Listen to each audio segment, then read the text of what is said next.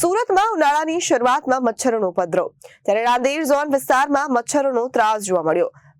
પાલનપુર, ભેસાણ અને જહાંગીરબાદના લોકોની ફરિયાદ આવી સામે, જેને લઈને સુરત મહાનગરપાલિકા આવી એક્શન મોડમાં।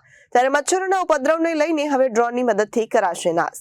સુરતમાં ઉનાળાની શરૂઆતમાં મચ્છરોનો ઉપદ્રવ, રાંદેર ઝોન વિસ્તારમાં મચ્છરોનો ત્રાસ જોવા મળ્યો। પાલનપુર, ભેસાણ અને જહાંગીરબાદના લોકોની ફરિયાદ આવી સામે, ત્યારે સુરત મહાનગરપાલિકા આવી એક્શન મોડમાં। મચ્છરના ઉપદ્રવને હવે ડ્રોનની મદદથી કરાશે નાશ। ત્યારે એસએમસીના કર્મચારીઓ પહોંચી ન શકે તેવી જગ્યાએ ડ્રોનનો ઉપયોગ કરાયો। ડ્રોન દ્વારા મચ્છરોના બ્રીડિંગ શોધી દવાનો છંટકાવ કરાયો। સુરત મેયરની હાજરીમાં ભેસાણથી ડ્રોનનો દવાનો છંટકાવ કરાયો। આજે પ્રથમ 2 ડ્રોનથી શરૂઆત કરી અને મચ્છરના ઉપદ્રવને કંટ્રોલ કરવા આગામી દિવસોમાં વધુ ડ્રોન દ્વારા ઉપયોગ કરી અને દવાનો છંટકાવ કરાશે।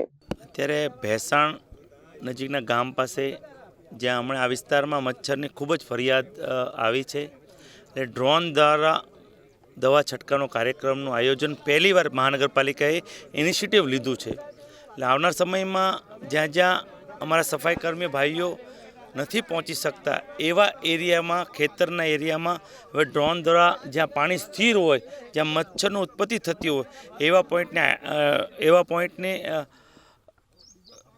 એવા પોઈન્ટ પર જઈ અને ડ્રોન દ્વારા દવા છંટકાવવામાં આવશે અને એનું મોનિટરિંગ પણ કરવામાં આવશે કે દવા છંટકાવ પછી કેટલા મચ્છરોની ઉત્પત્તિ બંધ થઈ।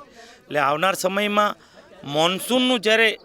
મોન્સૂનમાં જ્યારે વરસાદ ધાબા ઉપર ને અગાસી પર ભરાય છે, એમાં પણ ડ્રોન દ્વારા અમે સર્વેલન્સ કરાવીશું અને ત્યાં પણ ડ્રોન દ્વારા અમે દવાનો છંટકાવ કરીશું, એટલે વધારે ઉત્પત્તિ ન થાય। કેટલા ડ્રોન કામે લાગશે, કઈ રીતનું?